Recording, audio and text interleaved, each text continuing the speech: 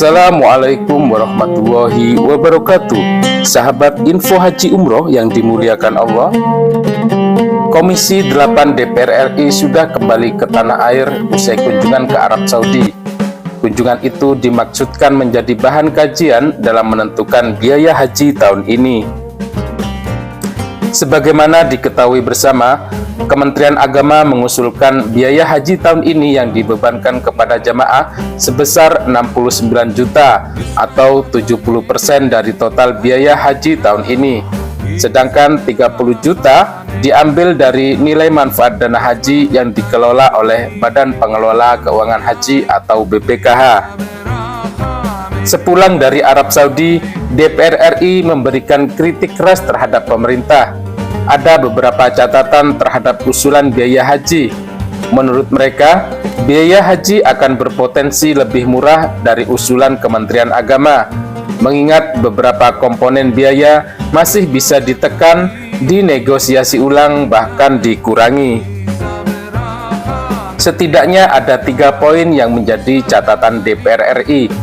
Dalam rapat Komisi 8 DPR dengan Dirjen Penyelenggara Haji dan Umroh Kementerian Agama serta Kepala BPKH pada Rabu 8 Februari 2023, Komisi 8 DPR RI mengatakan sejumlah komponen biaya haji masih bisa dipangkas.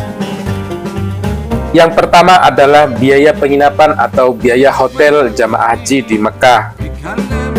Menurut anggota DPR RI Haji Marwanda Sopang, harga satuan penginapan yang diajukan pemerintah masih bisa dinegosiasi lagi.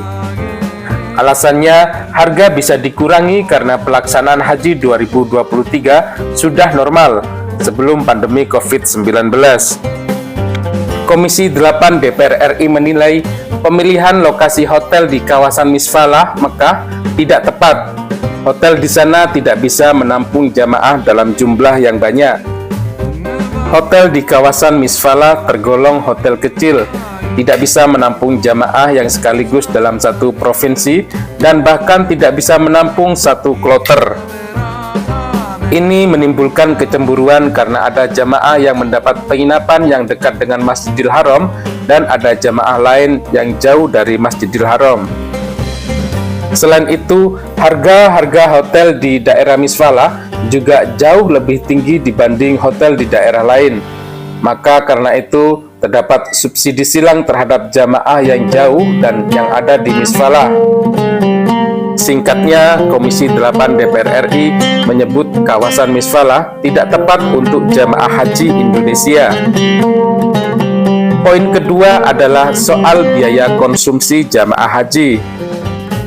Haji Marwanda Sopang menilai biaya konsumsi jamaah haji, terutama untuk sarapan pagi, bisa dipangkas. Berdasarkan pengalaman penyelenggaraan haji, jamaah haji Indonesia lebih banyak menghabiskan waktu untuk ibadah dibanding berada di penginapan, sehingga makanan yang disajikan sering mubazir.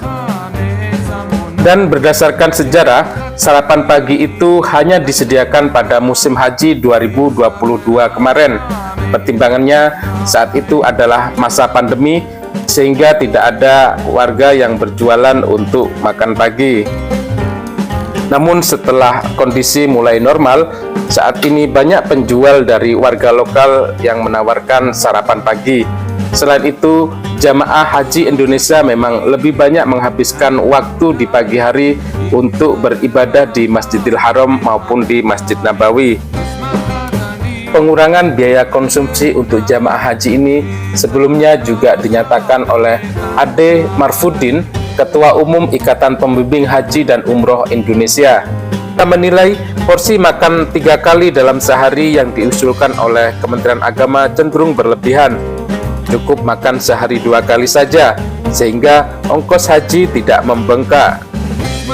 Selain itu, pertimbangan makan 2 kali dalam sehari itu didasari atas kebiasaan jamaah haji Indonesia yang cenderung lebih banyak menghabiskan waktu untuk beribadah di Masjidil Haram maupun di Masjid Nabawi. Ia juga menilai setiap jamaah sudah dibekali dengan uang saku atau living cost, sehingga uang itu dapat digunakan jamaah untuk memenuhi kebutuhannya sehari-hari. Kemudian poin ketiga dari hasil kunjungan DPR RI ke Arab Saudi adalah soal pemanfaatan nilai manfaat dana haji yang dikelola oleh BPKH. DPR RI menilai nilai manfaat yang diterima jamaah dari dana setoran haji seharusnya bisa digandakan. Karena itu DPR RI mendorong agar BPKH melakukan inovasi investasi sehingga bisa menghadirkan manfaat yang lebih besar.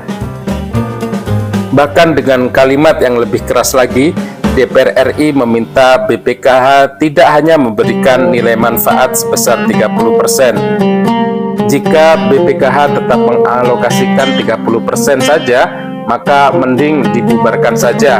Sebab jika hanya 30%, maka itu akan bisa berjalan sendiri tanpa perlu adanya campur tangan dari BPKH. Di tempat yang sama, Ketua Komisi 8 DPR RI, Bapak Ashabul Kafi, meminta BPKH menanggung 50% dari biaya haji tahun ini. Menurutnya, mereka yang sudah antri kurang lebih 10 hingga 12 tahun, semua bisa berangkat dengan BPIH yang terjangkau. Lebih lanjut, ia mengatakan bahwa sebenarnya para jamaah haji yang sudah terdaftar itu sesungguhnya mereka merupakan orang-orang yang punya kemampuan.